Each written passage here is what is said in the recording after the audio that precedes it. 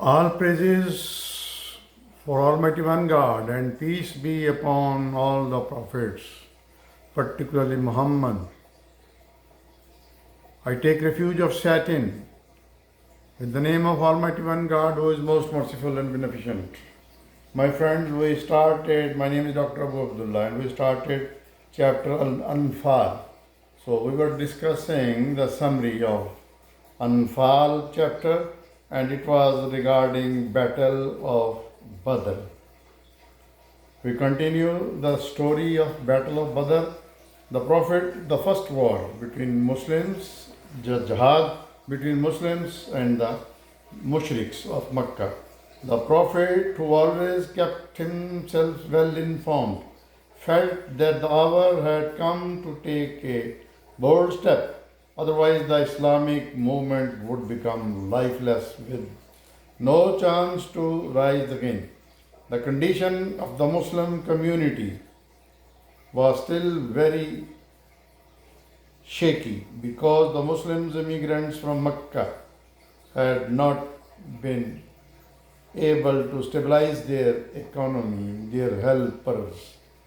The Ansar, which are called Ansar, means friends, from the natives of Medina who became Muslims after the Prophet, and his followers migrated there from Mecca had not yet been tested, and the neighboring Jewish clans could not be trusted. Above all, the surrounding clans lived in the awe of the Quraysh and had all their religious sympathies with them. Therefore, the consequences of the coming attack could not be favorable to the Muslims. A careful study of the situation indicated to the Prophet Muhammad that he should take a decisive step and go into the battle with whatever strength he could muster, and demonstrates whether the Muslim community had the ability to survive or was doomed to perish. The Prophet Muhammad's analysis of the situation was supported by divine inspiration. Therefore, he called the Muhajirin, means Muslims, and Ansars to a meeting and placed the whole situation before them without any reservation, saying, Allah has promised that you will confront one of the two, the trade caravan coming from the north or the army of Quraysh marching from the south. Now tell me which of the two you would like to confront. The majority of the people replied that they should go for the caravans. When the Prophet repeated the same question, Mikad bin Amr, a Muhajir, stood up and said, O Prophet of Allah, please march in the direction which Allah commands you. We will accompany you wherever you go. We shall not say like the Israelites, you and your Rabb God go and fight. We will wait. In contrast to them, we say, let you and your Rabb God decide. We will fight for your side to our last breath. Even then, he did not announce any decision but waited for a reply from the Ansar, who had not yet taken part in any confrontation for Islam, as this was the first opportunity for them to prove that they were ready to fulfill their promise of fighting for the cause of Allah, cause of Islam. He repeated the question without directly addressing them. At this, Sa'd bin Muaz and Ansar stood up and said, O Prophet of Allah, it appears that you are addressing these questions to us. When the Prophet said, yes, he replied, we have believed in you and confirm that what you have brought is the truth, and have made a solemn pledge with you that we will listen to you and obey you. Therefore, O Prophet of Allah, do whatever you intend to do. We swear to Allah who had sent you with the truth that we are ready to accompany you to the seashore, and if you enter it, we will plunge into it.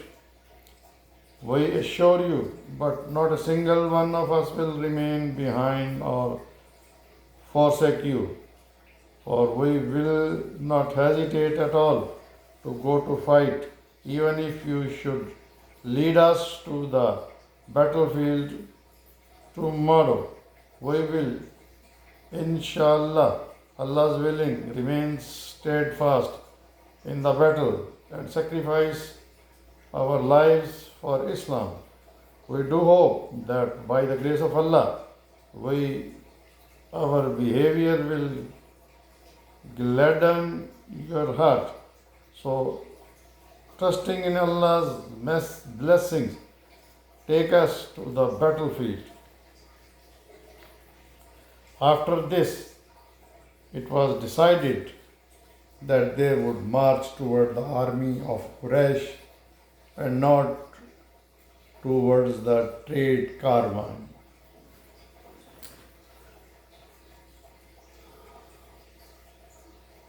The number of people who came forward to go to battlefield was only a little more than 300, 86 Muhajirin and 62 Ansar, and 170 from Kharaj. Over and above that, this little army was ill armed and hardly equipped for battle. Only a couple of them had horses to ride, and the others had to take their turn in 3 or 4s on a camel back. They had a total of 70 camels. They did not even have enough weapons for the battle. Only 60 of them had armor. They marched straight to the southwest, where from the army of Quraysh was coming. This is also an indication that from the very beginning they had gone out to fight with the army and not to plunder the caravans. If they had aimed at plundering the caravans, they would have taken the northwestern direction rather than the southwest. The two parties met in combat at Badr on the 7th day of Ramadan, Islamic month, Islamic calendar.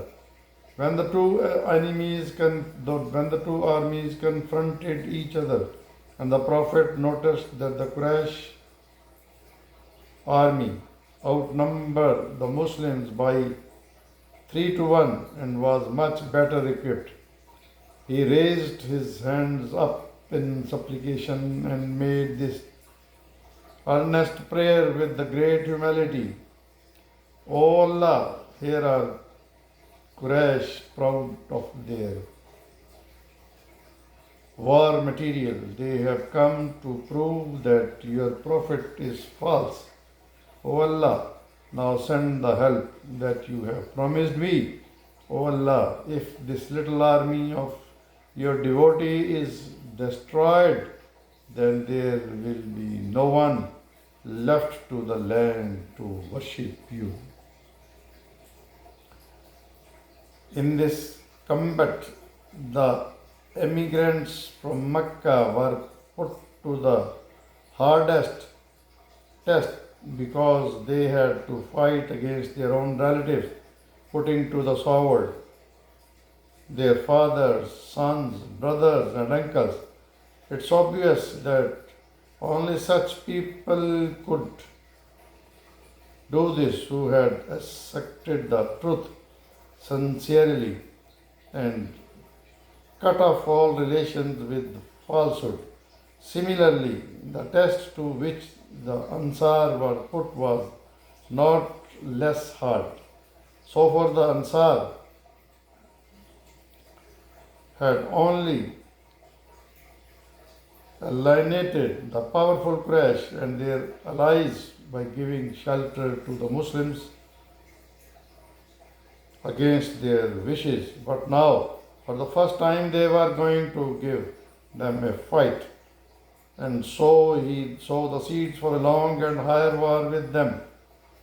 This meant that a small town of a few thousand inhabitants was going to wage a war with the whole Arabia.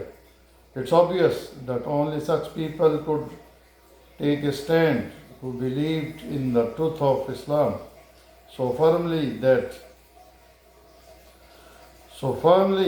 they were ready to sacrifice every personal interests for its sake. Allah accepted their sacrifices for the Muhajirin and Ansar because of their true faith and rewarded them with His help brought angels. With the Allah help through angels. The proud, well-sword Quraysh were defeated by those ill-equipped devotees of Islam.